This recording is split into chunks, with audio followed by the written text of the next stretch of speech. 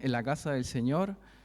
De todas las maneras, ¿cierto?, de las cuales podemos adorar, escuchar su palabra es una de las mejores que hay, ¿cierto?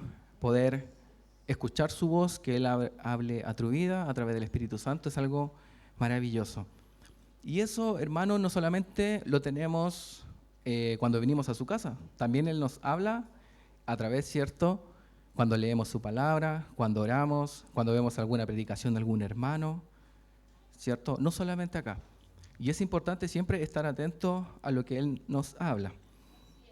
Quiero que escuche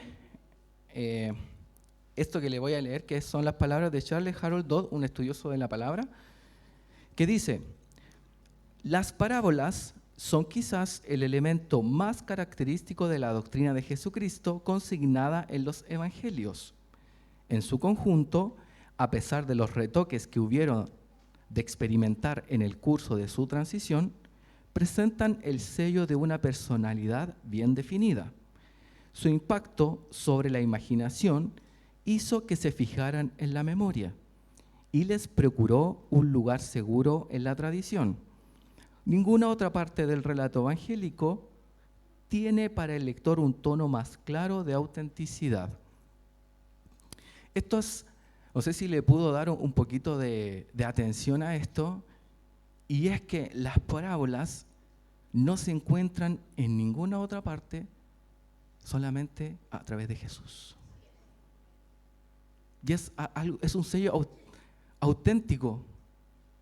Todos hablan del buen samaritano, que es una historia que habló Jesús.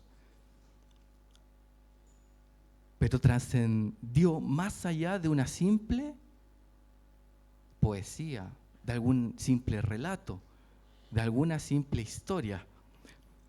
Entonces vemos la autenticidad de Jesucristo, que es algo importante. Y hoy le quiero hablar sobre las parábolas, algo que para este nuevo año, para este nuevo comienzo, ¿cierto?, podamos comprender de qué se trata esto, y a partir de esta base, porque Jesucristo la instituyó como base. Recuerde que Él habla, ¿cierto?, sobre los bienaventurados. Es algo que a veces nosotros no entendemos, pero que quiero que a través de esta lectura de estas parábolas podamos partir de una manera distinta este año, de una manera en que podamos entender mejor lo que Dios quiere para nuestras vidas. Así que vamos a ir a Mateo 13, del 10 al 17,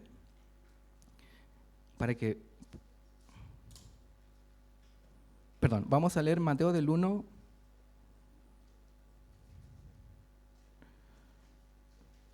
al 7. Mateo 13, del 1 al 7. Vamos a leer.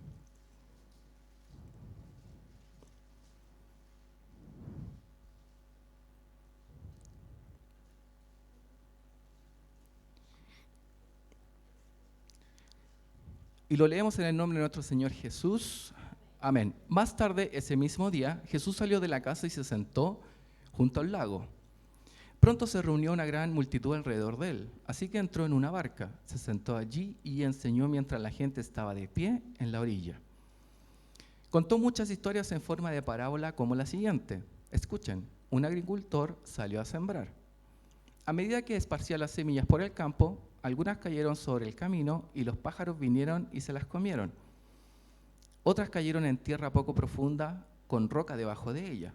Las semillas germinaron con rapidez porque la tierra era poco profunda. Pero pronto las plantas se marchitaron bajo el calor del sol y, como no tenían raíces profundas, murieron. Otras semillas cayeron entre espinos, los cuales crecieron y ahogaron los brotes. Sigamos hasta el versículo 10. Pero otras semillas cayeron en tierra fértil y produjeron una cosecha que fue 30, 60 y hasta 100 veces más numerosa de lo que se había, de lo que se había sembrado. Cierre sus ojos, hermanos, vamos a orar. Bendito Señor, te agradecemos porque tú has sido tan bueno con nosotros, nos llenas de tu inmenso amor, de tu inmensa misericordia, con la cual podemos estar hoy. Gracias porque podemos levantar nuestras manos, podemos Señor, tener y utilizar nuestro entendimiento para adorarte, para bendecirte. Sabemos que estos momentos en los cuales cantamos y te adoramos es una parte de nuestra adoración completa.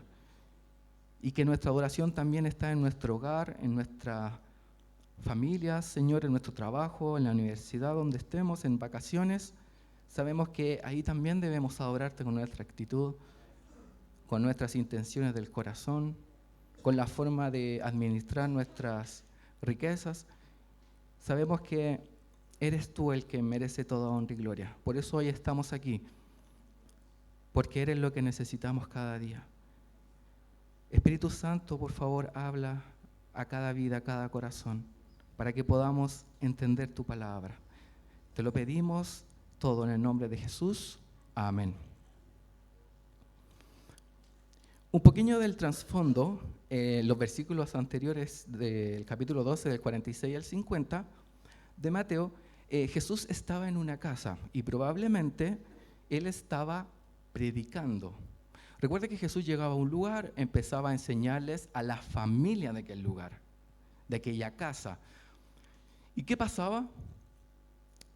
Pasaba alguien por ahí y decía, está Jesús, está Jesús. Y ya no solamente escuchaba a la familia, sino que los vecinos, y ya no los vecinos, sino que la cuadra, y ya no la cuadra, sino que, ¿cierto? Todo el territorio, en este caso, la comuna. Y así se iba expandiendo. Entonces, vemos que sus hermanos y su madre estaban afuera esperando para poder hablar con él. Aparece en el versículo 46. No sé si usted se acuerda de ese hecho. Para poder hablar con él. Y le avisan que su familia está afuera y él responde que su familia son los que hacen la voluntad de su Padre.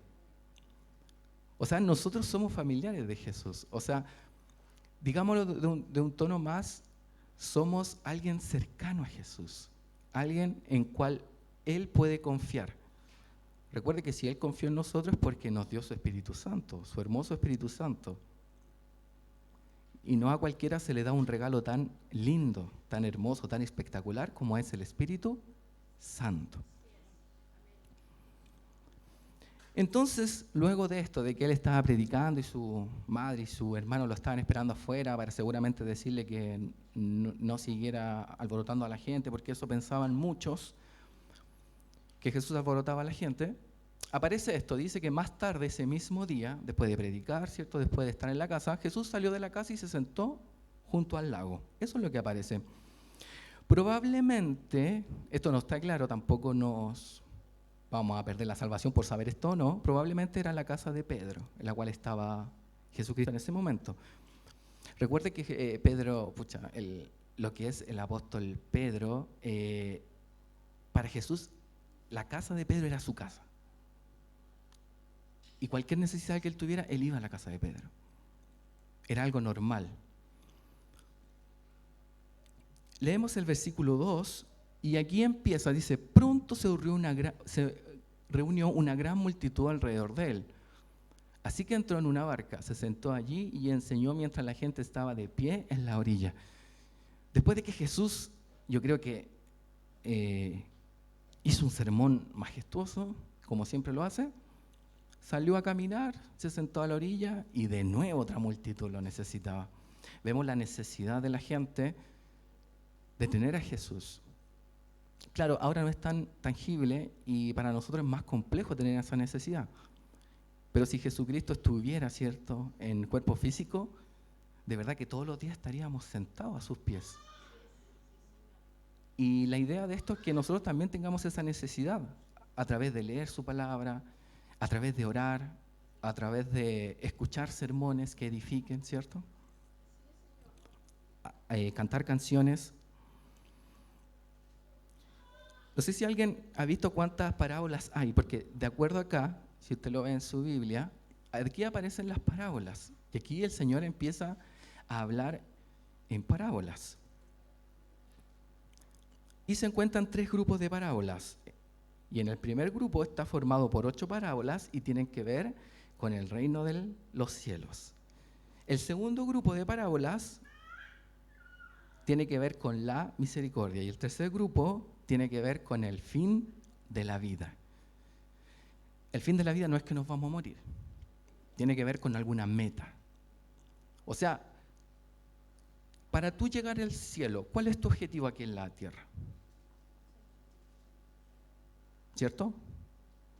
Está complejo. Ir a trabajar, ganar dinero, tener casa, hijos, ese es tu fin. Tal vez no sea ese el fin majestuoso que quiere Dios. Por eso debemos entender la palabra. Y aquí se divide en 3.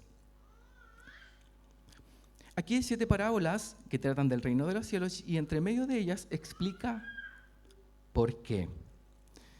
¿Por qué Cristo enseñaba por parábolas? ¿Cierto? ¿Qué cree usted? ¿Acaso lo hacía porque eran bonitas? ¿Acaso lo hacía porque eran ilustrativas? O tal vez se acordó de que Isaías había dicho eso. Ay, ¿verdad que tengo que hablar por parábolas? ¿Será por eso? La verdad es que, primeramente, sí tenían que quedar en la mente.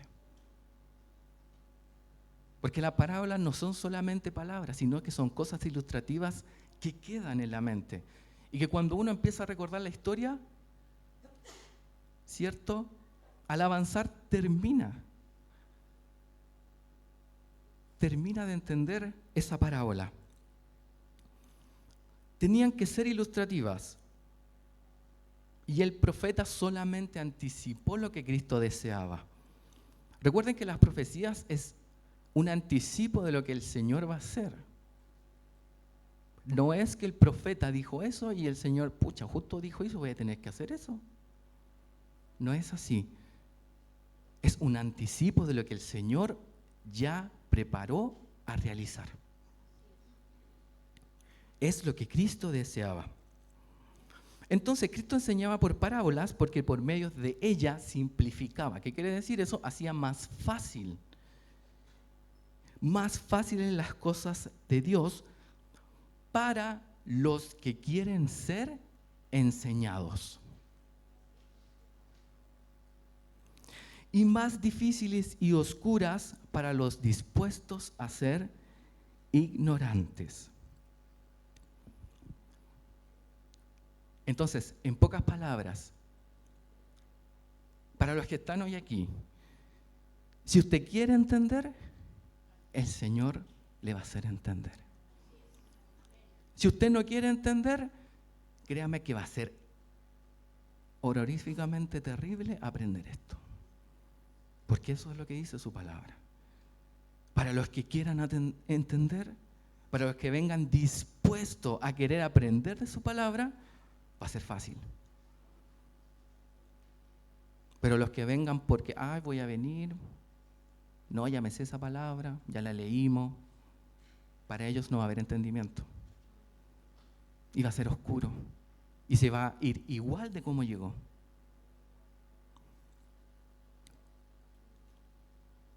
Vemos la parábola del sembrador y está la explicación, ¿cierto?, del 18 al 23. El versículo 3 del mismo Mateo 13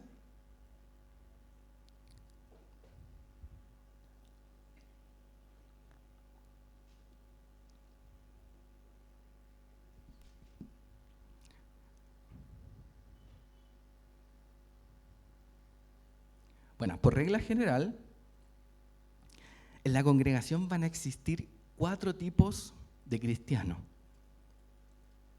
¿Qué pasó con el primero? Si usted lee ahí, el sembrador, ¿dónde va a sembrar? ¿Va a sembrar a la calle? ¿Va a sembrar donde están los autos? ¿Va a sembrar? No, él no se dirige a ningún lugar, sino que solamente se va a un lugar específico para sembrar. Es lo que dice su palabra. Vamos a leer acá, Mateo 13.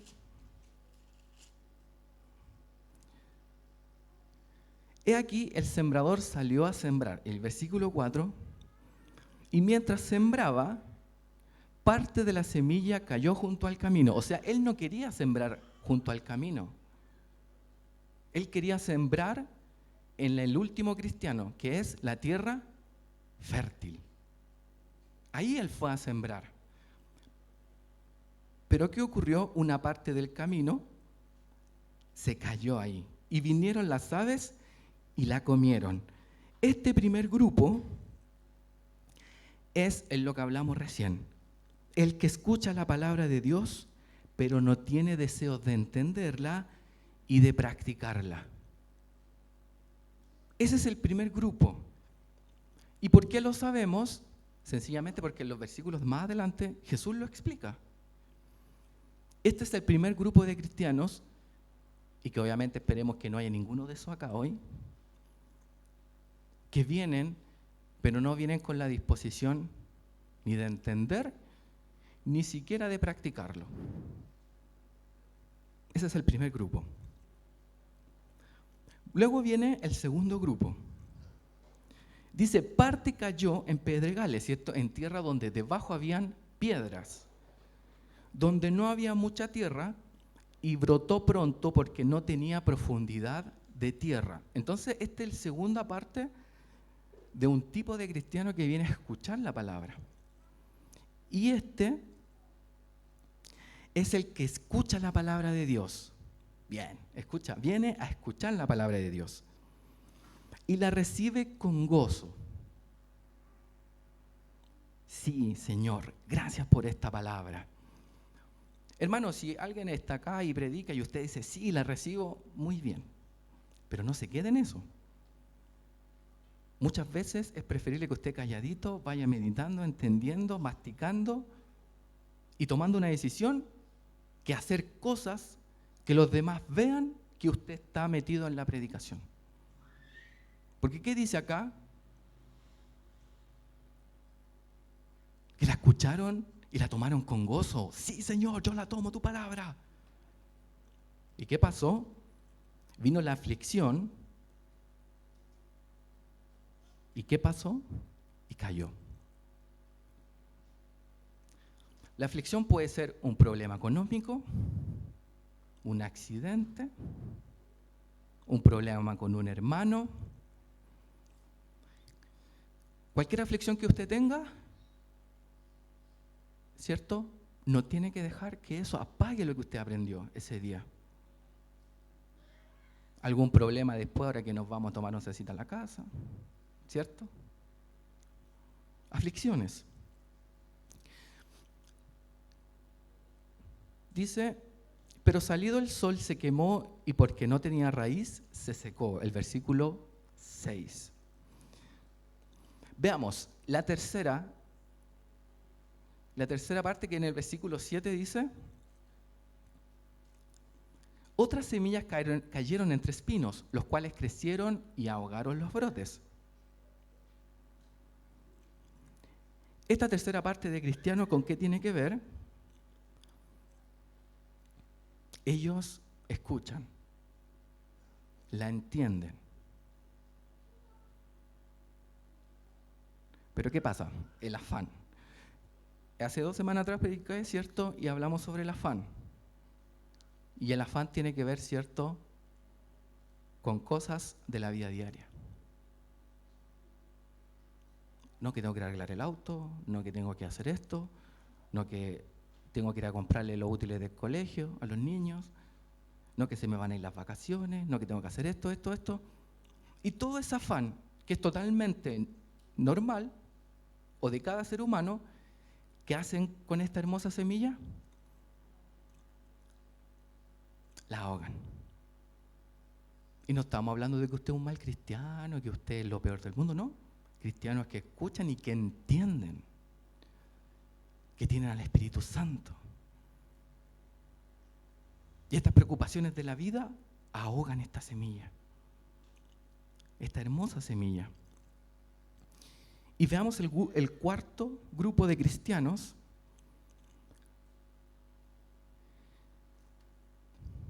Pero otras semillas cayeron en tierra fértil y produjeron una cosecha que fue 30, 60 y hasta 100 veces más numerosa de lo que se había sembrado.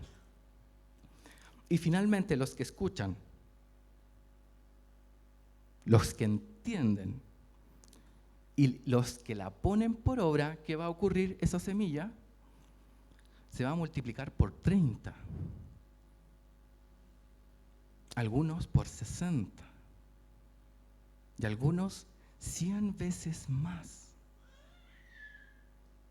Si tú crees que hoy entendiste un 1%, créeme que si sigues buscando al Señor vas a entender 30 veces más. Y si sigues buscando vas a entender 60 veces más. Hermano, no hablemos de dinero. ¿Aparece acá el dinero? No traiga, bueno, entre paréntesis, no traiga dinero para que se le multiplique, eso no va a ocurrir.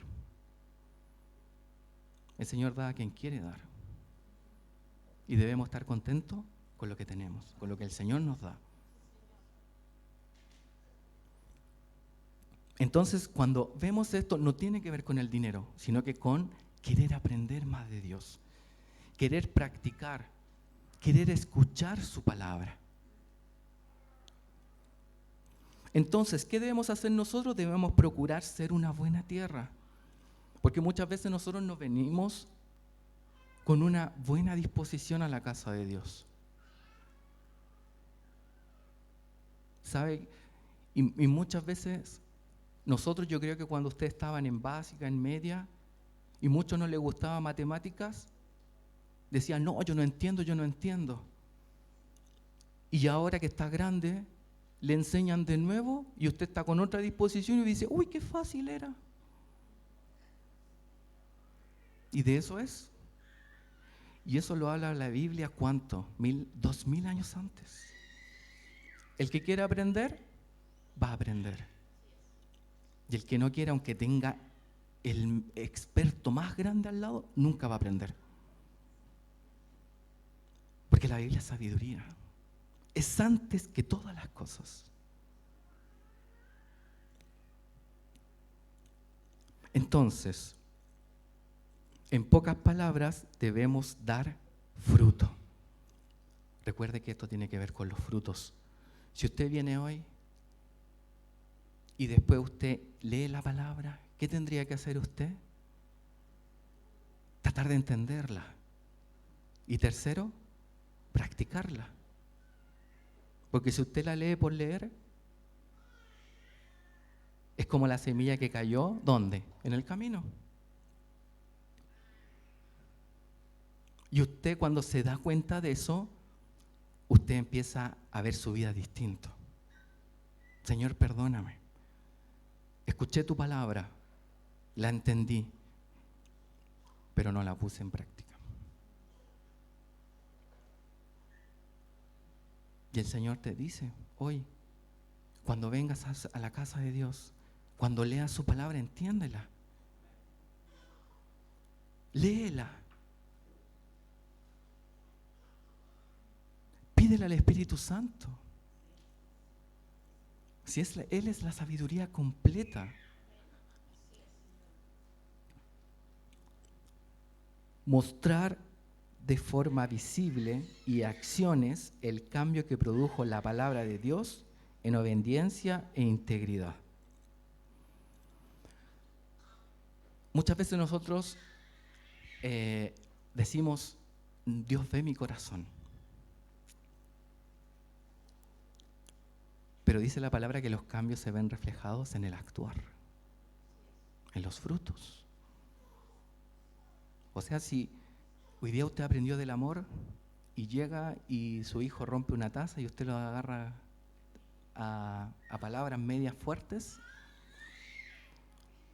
eso no es de Dios. Una taza vale 2.000 pesos, 1.000 pesos, como sea. Pero la integridad de su hijo, de su esposo, de su familiar, de algún amigo, no vale esa herida. Y son cosas sencillas, hermano, no estamos hablando de herir a alguien con una pistola, no. Cosas que nos ocurren en cada momento.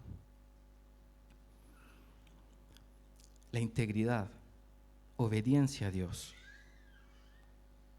Luego, en el versículo 24 al 30, aparece la parábola del trigo y la cizaña.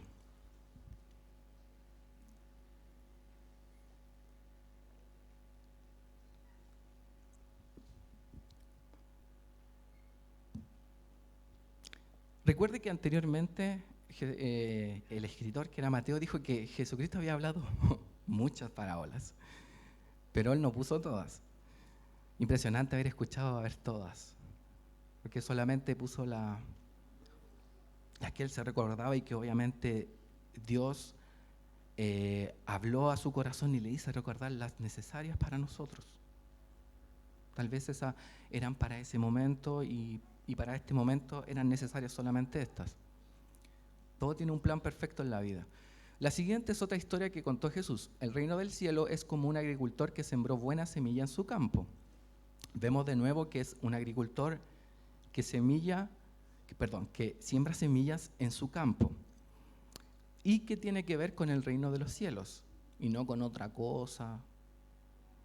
¿Ya? Tiene que ver solamente con el reino de los cielos. Pero aquella noche, mientras los trabajadores dormían, vino su enemigo, sembró hierbas malas entre el trigo y se escabulló. Hasta el versículo 30 dice, cuando el cultivo comenzó a crecer y a producir granos, la maleza también creció. Los empleados del agricultor fueron a hablar con él y le dijeron, Señor, el campo donde usted sembró la buena semilla está lleno de maleza. ¿De dónde salió? Eso es obra de un enemigo, exclamó el agricultor. ¿Arrancamos la maleza?, le preguntaron. No, contestó el amo. Si lo hacen, también arrancarán el trigo. Dejen que ambas crezcan juntas hasta la cosecha. Entonces les diré a los cosechadores que separen la maleza, la aten en manojos y la quemen, y que pongan el trigo en el granero. Muy lindo, Señor, gracias, amén. Y nos vamos, ¿cierto? Señor, ¿de qué se trata esto? No entendí nada. Espíritu Santo, ayúdame. ¿Qué tiene que ver el trigo? ¿Qué tiene que ver la cizaña? Usted sabe que el trigo y la cizaña se ven iguales. Y cuando usted le hace, ¿cierto?, el trabajo, aparece el trigo. Y cuando usted le hace así, la cizaña desaparece, como que no había nada. En general, la explicación de esto es que en la congregación habrán hijos de Dios e hijos del diablo. Y estos hijos de maldad no serán sacados de entre los hijos de Dios hasta que venga la siega. En ese momento, que es el fin del mundo, llegarán los ángeles y llevarán a los inconversos al fuego eterno. Me gusta esa frase cuando dicen, este hermano está para darnos paciencia. Bueno, yo no voy a juzgar si ese hermano va a ir al fuego eterno o al cielo. Voy a procurar yo ser un trigo. Eso es lo que habla la palabra. No te anda diciendo, anda buscando ahora los de la cizaña. A ver quién es. A ver, este hermano, ya. Acuérdate nomás que este se va a ir al fuego. Nos van a separar. El Señor te dice hoy, sé tu trigo. Aunque tú estés lleno de cizaña. ¿Y cómo, Señor, puedo ser trigo? Volvemos atrás. Cuando escuchen la palabra, entiéndela. Ponla por obra y da fruto. Porque la cizaña entendió, trató de ponerla por obra y no dio fruto. Esa es la única diferencia entre el trigo y la cizaña. Pero ¿por qué lo enseñamos así, hermano? Porque una cosa lleva a la otra. No puedo aislar estas dos parábolas que tienen que ver una con otra. Yo no puedo mirar al de al lado, ni juzgarlo. El Señor en algún momento hablará a su vida. Oraré por él, por ella. Pero ¿yo qué voy a hacer? voy a tratar de dar lo mejor que pueda, de dar fruto, de hacer lo que el Señor me mandó a mí. Porque muchas veces, ¿cierto?, cuando hablan sobre las parejas y está el esposo y la esposa y pasa algo y se empiezan a codear así. Y yo lo he visto así y me da risa. Pero muchas veces no es lo ideal. Porque estamos trasladando esa enseñanza que me está dando a mí el Señor al otro. ¿Y qué estoy haciendo yo? Estoy excusándome de lo que el Señor me está hablando en ese momento. Porque me siento mejor que el otro. De ahí entendemos. Gracias, Señor, por darme ese entendimiento. Ya no entiendo un 1%. Ahora entiendo 30 veces más. 60, 100 veces más. Y muchas veces cuando usted ve a un predicador, usted va a decir, él me enseñó esto. Que puede ser algo muy hermoso, pero el Señor me reveló 30 veces más. 60 veces más.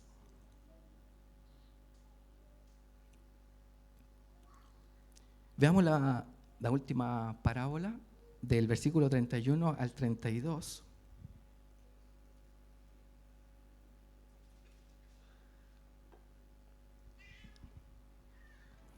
La siguiente es otra ilustración que usó Jesús. El reino de los cielos es como una semilla de mostaza, sembrada en un campo. Es la más pequeña de todas las semillas, pero se convierte en la planta más grande del huerto. Crece hasta llegar a ser un árbol y vienen los pájaros y hacen nidos en las ramas. Señor Jesús, ¿qué tiene que ver esto? Hermano, si usted ya entendió lo anterior, esto va a ser mucho más fácil. Pero créame que si usted no entendió ni la primera parábola ni la segunda parábola, ¿qué va a pasar con esta? Vamos a empezar a cantar. Si tuvieras fe como un grano de mostaza. Ahí está, el gozo y después la ahogó el afán.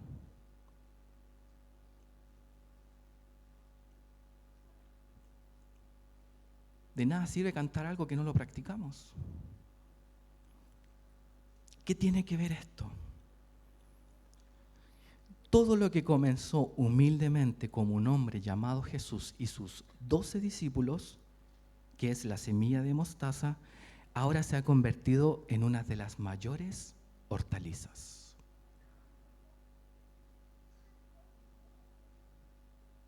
Y usted podría decir, no, es que mi fe es como una semilla de mostaza, hermano. Si yo creo en esto y suceden milagros. ¿Dónde dice Dios que eso significa? Porque lo tomamos así o no. Dice que las aves hacen nidos. ¿Qué tiene que ver eso con los milagros? Sí, podríamos darle una vuelta, sí tiene que ver. Pero no para nosotros andar jactándonos de que tenemos fe y que produce y que pasan cosas maravillosas con mi fe. No tiene que ver con eso. Sino que la fe que yo tengo en ese maravilloso hombre que fue Jesús en esta tierra, ¿qué produjo en el mundo entero? Un árbol gigantesco. Nadie en este mundo puede decir que no conoce a Jesús. La fe de cada apóstol, de cada discípulo, de cada hermano, de cada creyente, hace que todo este reino de los cielos que ahora existe sea inigualable. Hasta ahora hay 2 billones de cristianos. ¿Cómo es posible que sea mentira? Es imposible que todo lo que hizo Jesús fuese mentira. Si ha sido tan grande que de todos los pueblos, todas las familias, todas las generaciones han anidado en este hermoso evangelio y han crecido y nos hemos fortalecido por creer en Jesús. por escuchar sus enseñanzas, por entenderlas, por ponerlas en práctica, por preocuparme de yo agradar a Dios. ¿Qué produjo todo eso? El reino de Dios. El reino de los cielos hoy está acá. ¿Y quiénes son los que son parte del reino de los cielos? Nosotros. Y si lo vemos estadísticamente, si nos unimos todos, podríamos derrotar a todos, ¿cierto? Somos cerca de 2 billones de cristianos.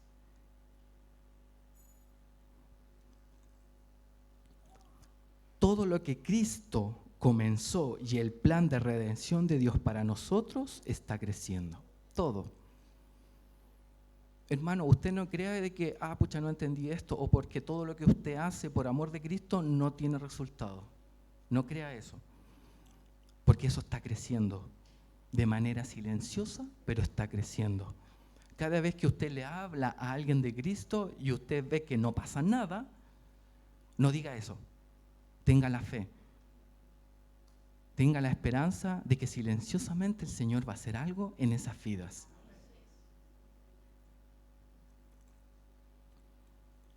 El plan de redención de Dios para nosotros está creciendo.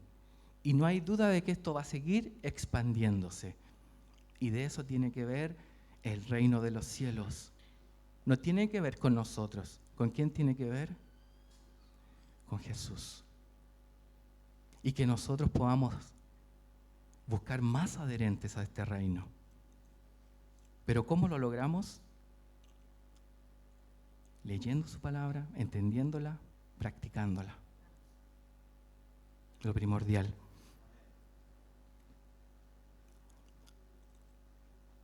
Todas estas parábolas tienen una originalidad. No hay algo parecido, nada a lo que Jesucristo dijo. Porque es el pensamiento más creativo que pueda existir. Y vemos lo hermoso que fue Jesús. Las cosas que hoy podemos entender es gracias a Él. Gracias a su sabiduría. Las parábolas o sus enseñanzas hablan de que su autor es un genio. Porque los que quieren entender, ¿qué va a ocurrir? Van a entender mucho.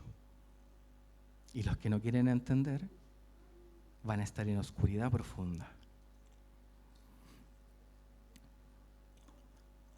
Estas enseñanzas brotaron espontáneamente de la inteligencia y de la imaginación del Salvador.